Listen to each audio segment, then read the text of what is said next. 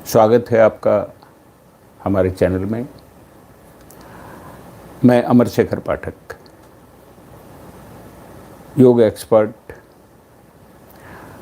Nutrition expert and yoga expert.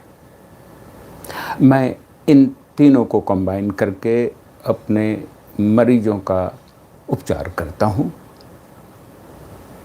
और corporate trainer के रूप में भी काम करता हूँ।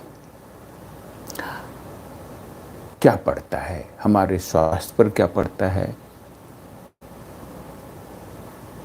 पिट्यूटरी ग्लैंड, जैसा कि हमने कल भी बताया था, एक बहुत ही महत्वपूर्ण एंडोक्राइन ग्लैंड है, अंतःस्रावी ग्रंथि है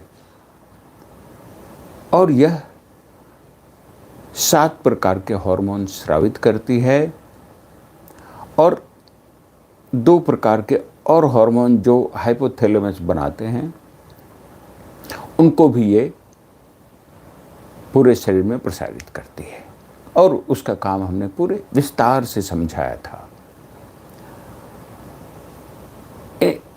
इस ग्लैंड के 2 भाग हैं, अगला भाग और पिछला भाग। तो पिट्यूटरी ग्लैंड से जो हार्मोन निकलता है वो हमारे शरीर के विकास के लिए भी बहुत ज़रूरी है। यदि ये पर्याप्त मात्रा में नहीं निकले तो शरीर का विकास होना रुक जाएगा और यदि ये ज़्यादा निकल गया तो आप जाइंट पर्सनैलिटी के हो जाएंगे। उसके बाद ये आपके थायराइड को भी कंट्रोल करता है, थायराइड से जो हार्मोन निकलता है उसको भी कंट्रोल करता है और TSH हार्मोन की कमी बेसी से आपके शरीर में गजब का परिवर्तन आ जाता है। या तो आप बहुत दुबले हो जाएंगे या बहुत मोटे हो जाएंगे, बहुत एक्टिव हो जाएंगे या बहुत आलसी हो जाएंगे। फिर इसके हार्मोन का प्रभाव आपके प्रजनन तंत्र पर भी पड़ता है और स्त्री और पुरुष दोनों के प्रजनन तंत्र पर पड़ता है और इसके इम्बैलेंस होने से कई सारी समस्याएं उत्पन्न हो जाती हैं।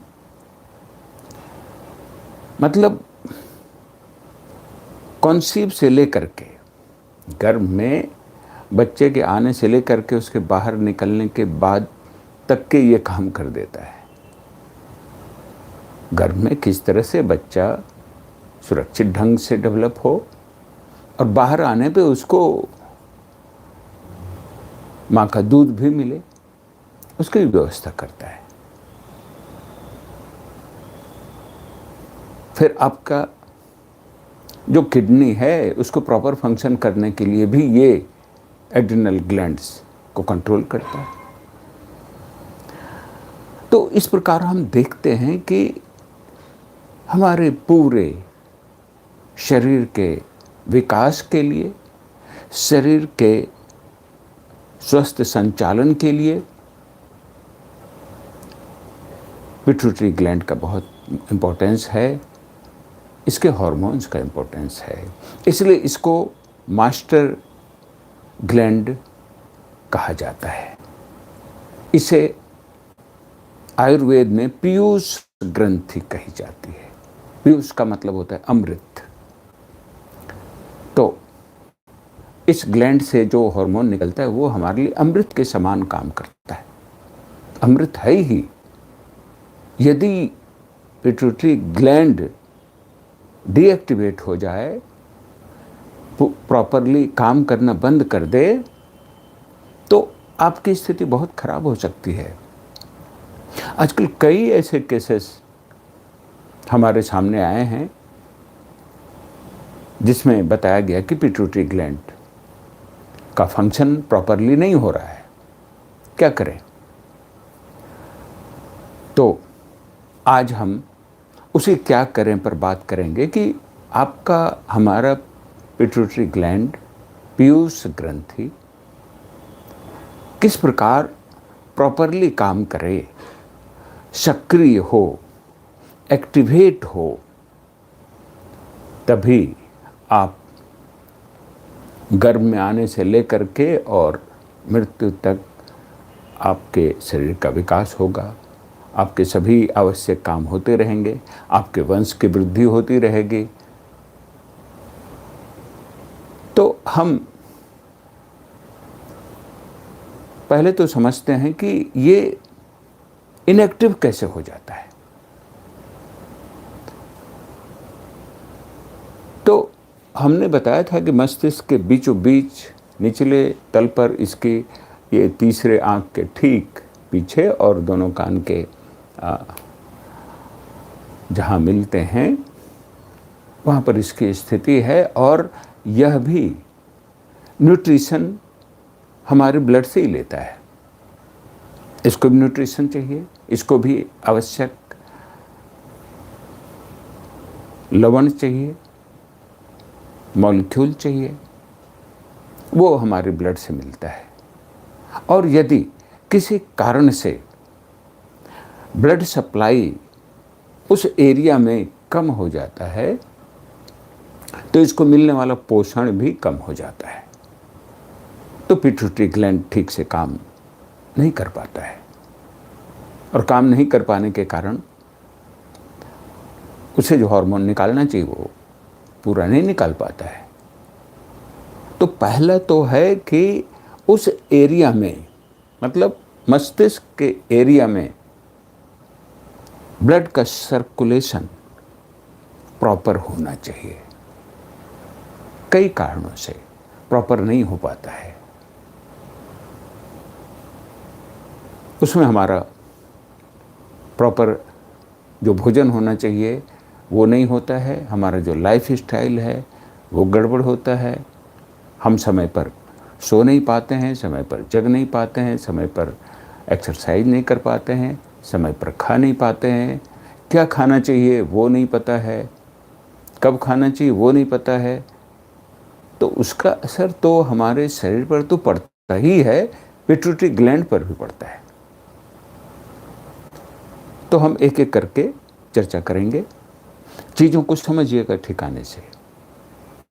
यदि अपने शरीर को युवा बनाए रखना है, प्रॉपर विकसित करना है और खुशमिजाज बने रहना है और अपने भावी पीढ़ी के लिए या संतान को बेहतर बनाना है तो आपको अपने पिट्यूटरी ग्लैंड को एक्टिवेट रखना पड़ेगा, सक्रिय रखना पड़ेगा। कोई उपाय नहीं है दूसरा। तो सबसे पहले तो हम देख लेते हैं कि हमारा लाइफ स्टाइल क्या है। क्या हम सही समय पर सोते हैं? क्या हम प्रॉपरली पूरा नींद लेते हैं? स्लीपिंग बहुत इम्पोर्टेंट है। साउंड स्लीप बहुत इम्पोर्टेंट है।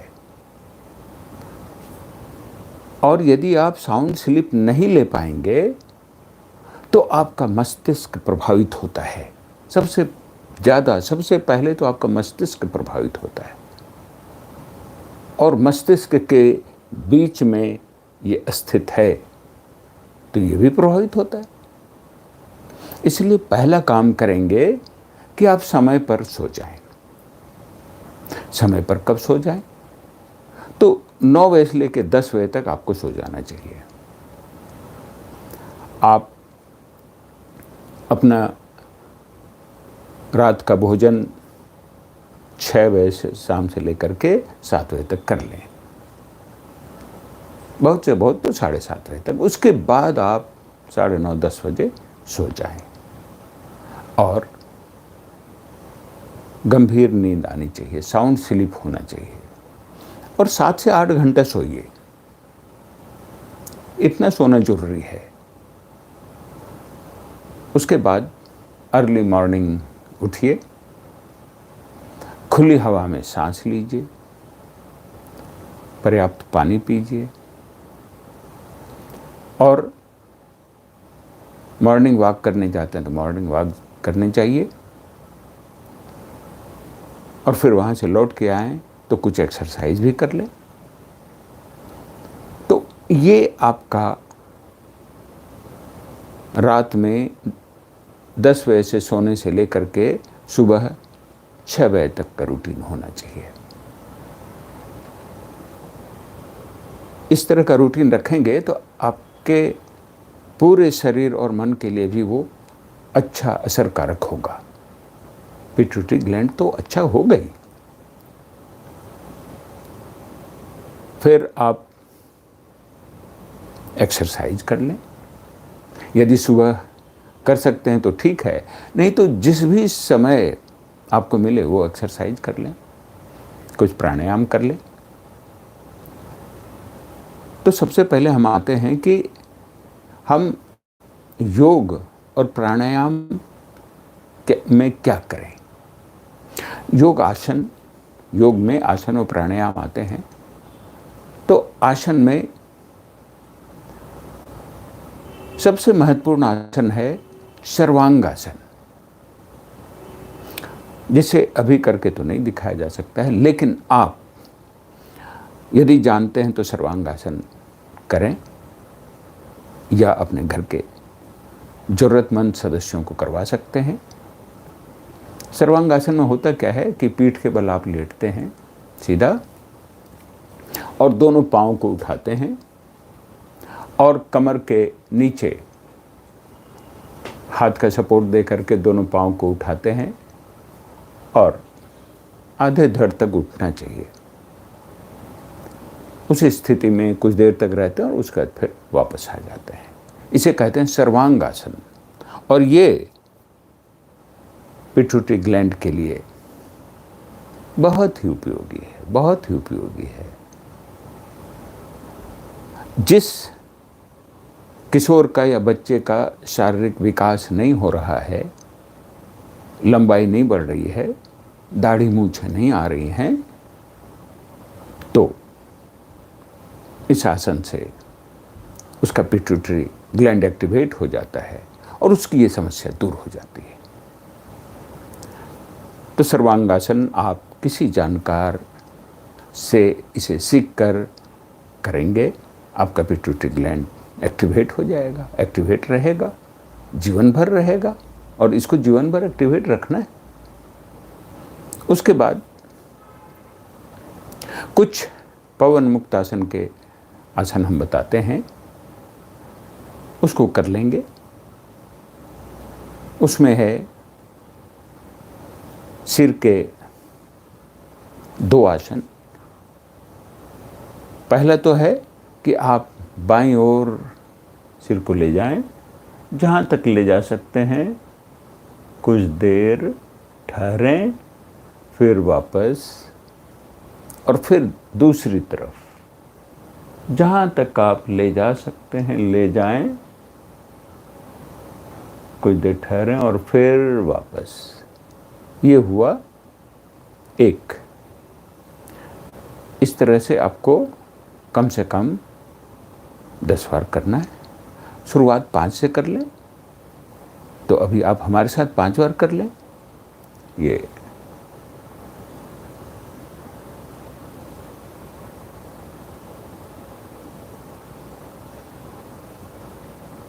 1 हुआ।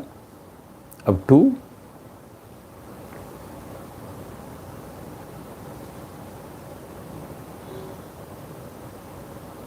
बहुत आहिस्ते आहिस्ते करेंगे। 2 कंप्लीट हुआ। अब 3। ध्यान ये देना है कि यहां लाने के बाद थोड़ी देर रुकना है, फिर यहां आइए और फिर इस तरफ आइए। ये 3 कंप्लीट हो गया। नाउ 4।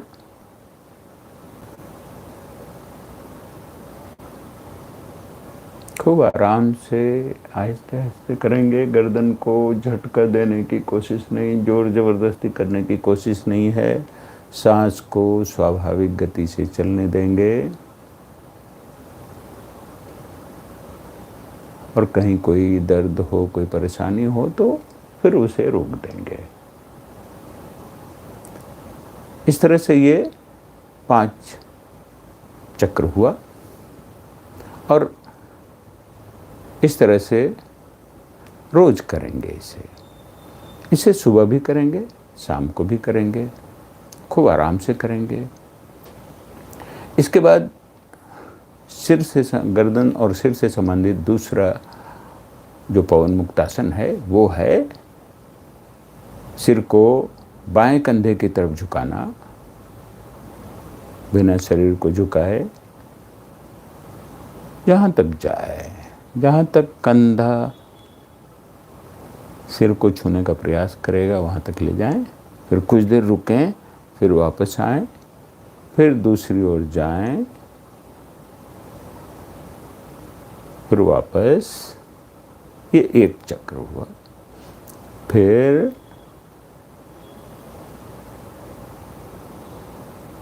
वापस आएं, फिर दूसरी तरफ, फिर वापस। ये दूसरा चक्र हुआ। फिर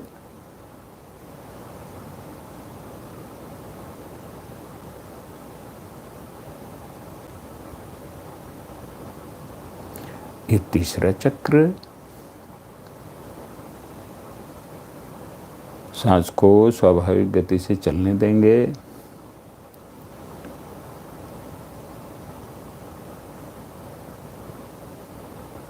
ये चौथा हुआ और ये पांचवा। 5 बार तो कम से कम ज़रूर करेंगे और बिना किसी प्रकार के गर्दन को झटका दिए हुए आराम से करेंगे। तो ये गर्दन से संबंधित ये 2 आप अभ्यास करेंगे।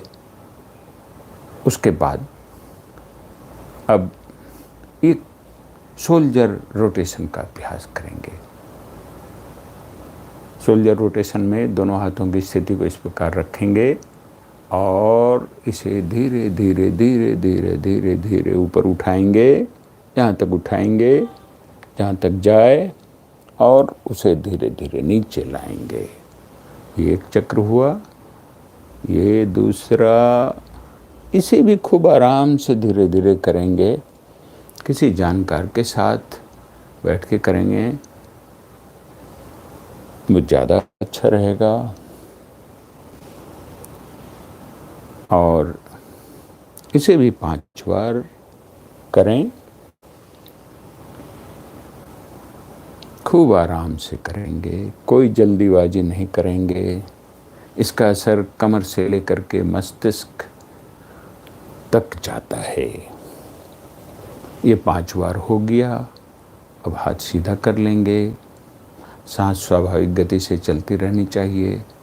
अभी मैं सांस के बारे में ज़्यादा नहीं बताऊंगा कि कब लेना है, नहीं लेना है। सांस को स्वाभाविक गति से चलने दीजिए, नहीं तो क्या होता है कि आप उसी में उलझ जाएंगे और फिर इस पर से ध्यान हट जाता है।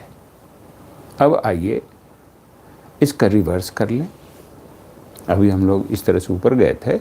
Now you do like this.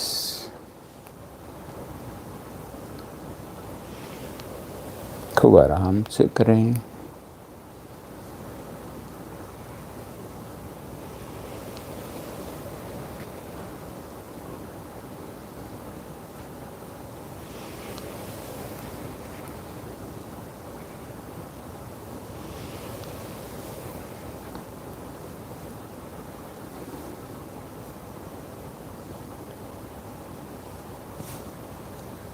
ये 5 बार हो गया।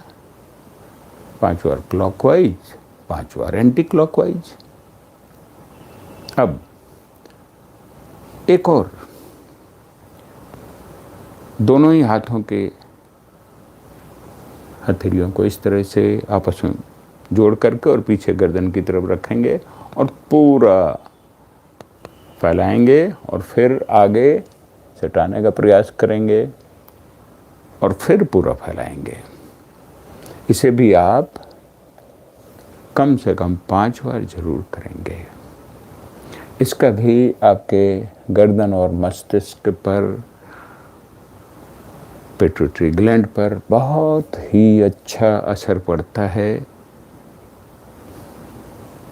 बहुत ही अच्छा असर पड़ता है। इसलिए इसको भी 5 बार करेंगे और धीरे धीरे बढ़ाते बढ़ाते इसे 10 बार ले जाएंगे। शोल्डर रोटेशन को भी 10 बार ले जाएंगे और इसे भी ले जाएंगे, और सांस को स्वाभाविक गति से चलने देंगे, किसी प्रकार का कोई जोर नहीं लगाएंगे। 5 बार हो जाए तो इसे समाप्त करें। तो आपने देखा, योग में सबसे पहला तो है सर्वांगासन। सर्वांगासन किसी जानकार से करेंगे, या कभी मौका लगा तो हम अपने यहाँ भी आपको डिमोन्स्ट्रेट करके दिखा देंगे। और यदि वो नहीं भी कर सकते तो कम से कम जो हमने बताया है, गर्दन के 2 अभ्यास, फिर शोल्डर रोटेशन के अभ्यास, और ये दोनों हथेलियों को जोड़ के पीछे लेकर के और पूरा फैलाते हुए, ये जरूर कर लें। सर्वांगासन में थोड़ी असुविधा होती है, दिक्कत होती है। यदि आप बल्की हैं, थोड़े मोटे हैं, या आपको हृदय रोग की समस्या है, ब्लड प्रेशर की समस्या है, मस्तिष्क रोग की कोई समस्या है, तो उसमें दिक्कत हो सकती है। इसलिए उन रोगों से पीड़ित लोगों को परहेज करना चाहिए। इसलिए मैंने कहा कि किसी जानकार के साथ आप इसे करेंगे, अन्यथा नहीं करेंगे। बाकी इन सभी आसन में दिक्कत नहीं है। अब योग में एक और बहुत महत्वपूर्ण अभ्यास है जिसे करना बहुत जरूरी है, जिसे ज़रूर करेंगे, और वो है भ्रामरी प्राणायाम। दोनों कानों को बंद कर लें और हथेली को मस्तिष्क पर टिका लें, और धीरे धीरे सांस लें। और सांस लेने के बाद ओम का उच्चारण करते हुए ओठ बंद कर लेंगे तुरंत, और जो गूंज सुनाई देगा उसे आप सुनेंगे, और इसे कम से कम 5 बार करेंगे। अद्भुत है। कुछ न भी करें तो सिर्फ इसको कर लें तो आपका पिट्यूटरी ग्लैंड एक्टिवेट हो जाएगा। बहुत ज़्यादा परेशान होने की ज़रूरत नहीं है। हमने जो गर्दन के अभ्यास बता दिए 2, और 2 हाथ के, वो करके, और एक इसे भ्रामरी प्राणायाम करके आप अपनी पिट्यूटरी ग्लैंड को एक्टिवेट कर सकते हैं। तो मैं तो कम से कम 5 बार आपको करके बता देता हूँ। आप इसे 5 से 10 बार ज़रूर करें, और दिन में 2 बार करें, तब देखें इसका फायदा, चमत्कार। तो करें।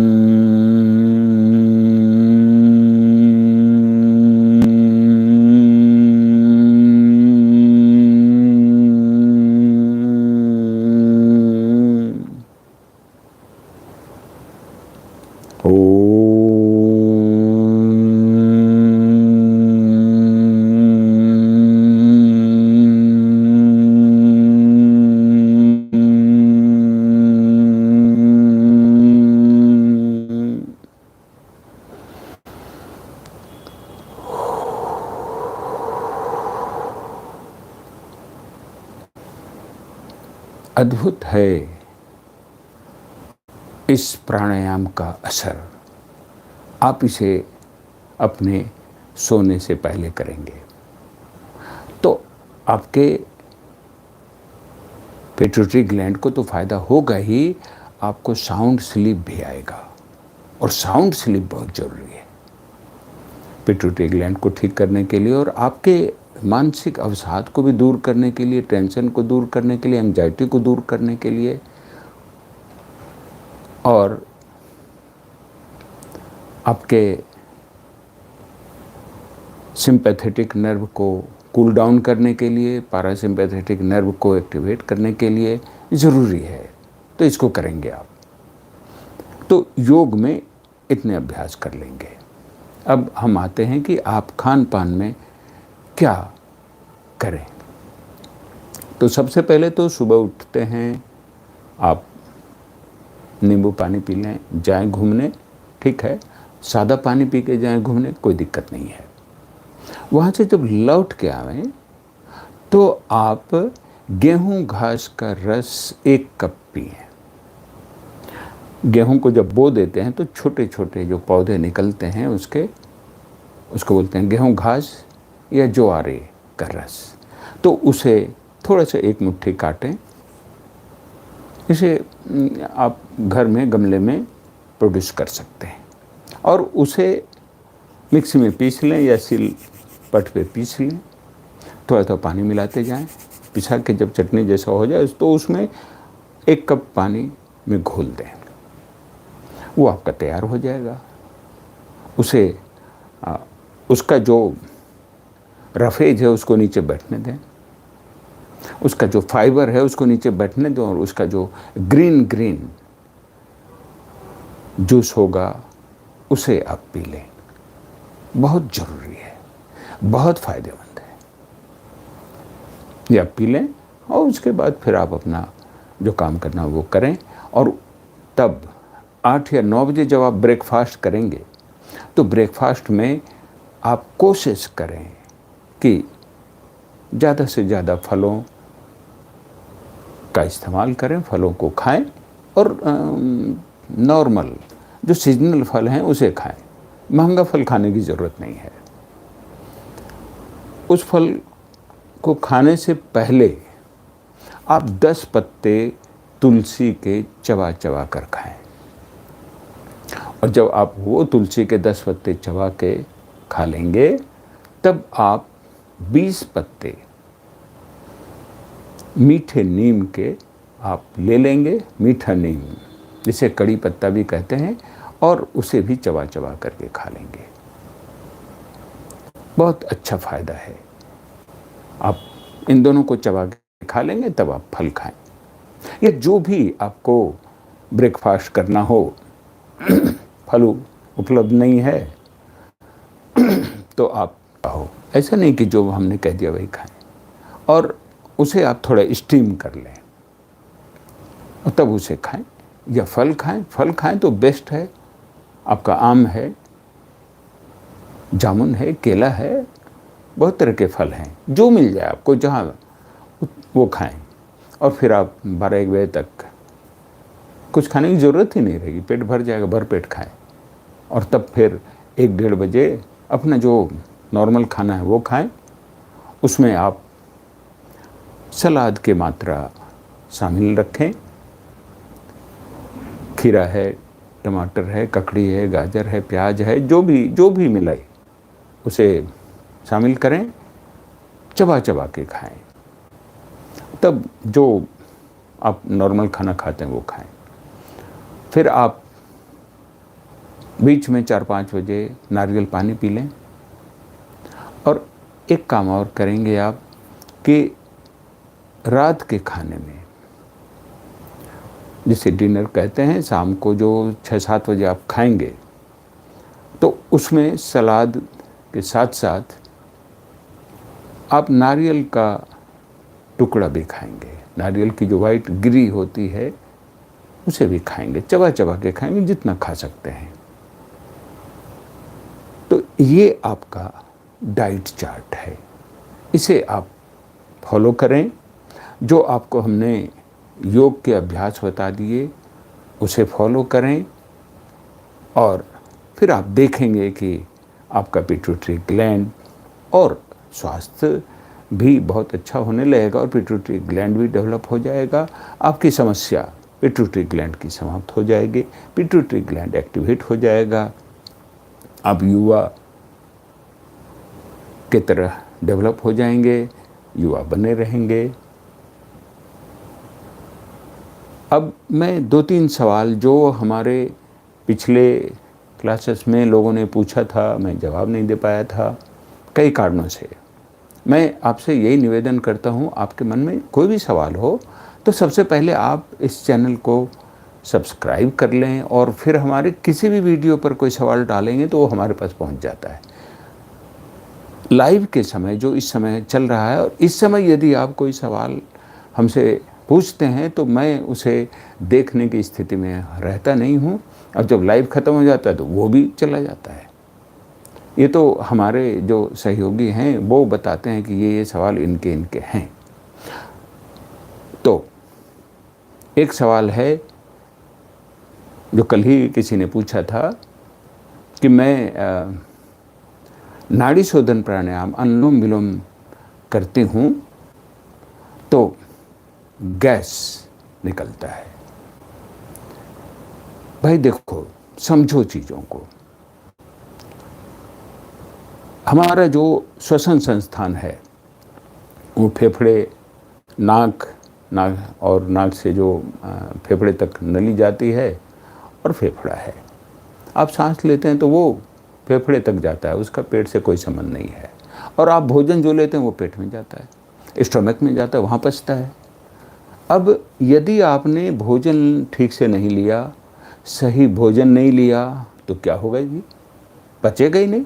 भोजन पचेगा नहीं तो क्या होगा? सड़ेगा। सड़ेगा तो क्या होगा? गैस बनेगा। अब वो गैस है, ऊपर से निकले, नीचे से निकले, बीच में आपको परेशान करे, वो करेगा। आप कोई प्राणायाम करें चाहे नहीं करें, वो निकलेगा ही निकलेगा, किसी भी समय निकलेगा। तो वो प्राणायाम का प्रॉब्लम नहीं है कि प्राणायाम कर रहे हैं तो गैस निकल रहा है। नो नो नो, अपने पाचन संस्थान को ठीक करो, अपने भोजन को ठीक करो, भोजन को चबा के करो। समझो, अपने शरीर के क्रियाकलाप को समझो, शरीर को क्या ज़रूरत है वो समझो। नहीं समझोगे तो यही होगा कि कर रहे हैं प्राणायाम, निकल रहा है गैस। कहाँ से निकलेगा भाई? और यदि आपने भोजन सही से नहीं किया, भोजन पचा नहीं, तो गैस निकलेगा ही निकलेगा, प्राणायाम करो चाहे नहीं करो। तो मेरा आपसे यही अनुरोध होगा कि आप भोजन को चबा के करें, ऐसा भोजन करें जो पचे और जिसमें गैस नहीं बने। भोजन पचेगा तो फिर गैस नहीं बनेगा, ये याद रखना। गैस पर मैं फिर एक अलग किसी दिन चर्चा करूंगा, तो विस्तार से बताऊंगा और उसमें सुनना। अब एक और मित्र ने पूछा कि आपने तो बता दिया कि धुआं रूम में नहीं करना चाहिए, चाहे अगरबत्ती का धुआं हो, धूप का धुआं हो या दिया का धुआं हो, लेकिन यदि मैं शुद्ध घी में दिया जलाता हूँ तो उस पर आपको क्या आपत्ति है? क्योंकि उस पर तो शास्त्र में कहा गया है कि फायदा है। तो चीज़ों को समझिए। दिया जो जलता है उसमें घी रहता है, बाती रहती है, जलता है। जलने के लिए उसको ऑक्सीजन चाहिए ना। और यदि रूम है और उस रूम में आपने दिया जला दिया तो वो आपके ऑक्सीजन को खींचता है। यदि आपने रूम खुला रखा तो कोई दिक्कत नहीं है। यदि रूम बंद है तो उस ऑक्सीजन को धीरे धीरे खपत कर देता है। तो आपके शरीर को जो ऑक्सीजन चाहिए उसमें कमी हो गई ना, और कमी हो गई तो फिर तो आपने देखा होगा कोरोना के समय में ऑक्सीजन के सिलेंडर के लिए लोग मारामारी कर रहे थे। तो अपने शरीर को जो ऑक्सीजन चाहिए उसमें कमी मत होने दो भाई। हमारे भगवान जी ये नहीं कहते हैं कि तुम अपने रूम में दिया जला के रात भर जलाओ। नो, पूजा करनी हो बहुत श्रद्धा भक्ति भाव से कीजिए, दीपक जलाइए और उसे किसी खुले स्थान में रखाइए, पूजा कीजिए, बहुत प्रेम से, श्रद्धा से, भक्ति से दीपक जलाइए। आपकी औकात हो शुद्ध घी में जलाइए, औकात नहीं हो तेल में जलाइए, जिसमें जलाना हो जलाइए, लेकिन उस दीपक को रूम में रखेंगे तो वो न सिर्फ उसका ऑक्सीजन खींचता है बल्कि कार्बन डाइऑक्साइड धुआं भी छोड़ता है। कोई कम छोड़ता है, कोई ज़्यादा छोड़ता है, लेकिन छोड़ता सब है। अब आप बोलेंगे इसका आपको कैसे पता? अरे जांच करके देख लीजिए ना। जो दिया जल रहा है, जो लौ निकल रही है, उसके ऊपर आप एक स्टील की थाली या कोई भी कटोरी जरा सा पकड़े रहिएगा, देखिएगा कि उसमें कालिख जमना शुरू हो जाता है। वो कालिख यदि आपके सांस के द्वारा भीतर जाएगा तो आपको फ़ायदा पहुंचाएगा क्या? बिल्कुल नहीं पहुंचाएगा, चाहे वो शुद्ध घी का हो कि अशुद्ध घी का हो। इसलिए मित्र, दिया जलाइए, पूजा कीजिए और उसे फिर खुले स्थान में रख दीजिए यदि कंटिन्यूअस जलाना हो तो। अब एक तीसरे सवाल पे आते हैं। मित्र ने पूछा है कि वो अंडे की सफ़ेदी खा सकते हैं क्या? देखिए, आप एनिमल प्रोटीन जो भी खाएंगे वो आपके शरीर को नुकसान पहुंचाएगा, वो आपके शरीर में बीमारी ही बढ़ाएगा। थोड़ी देर के लिए तो आपको कुछ फ़ायदा नज़र आ सकता है। बहुत लोग तो दूध में अंडे का वो घोल बना करके, अंडे से जो निकलता है उसका घोल बना के पीते हैं। थोड़ी देर के लिए आपको अच्छा लग सकता है, आपको फ़ायदा लग सकता है, लेकिन वो लंबे समय में आपको नुकसान पहुंचाता है, तो उससे बचिए।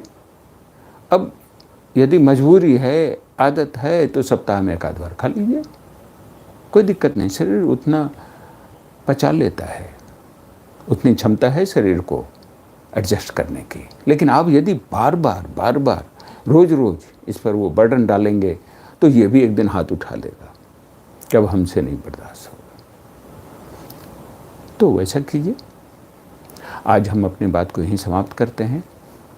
कल फिर हम किसी दूसरे टॉपिक के साथ मिलेंगे। धन्यवाद, शुभ रात्रि, अपना ध्यान रखिए। जय हिंद।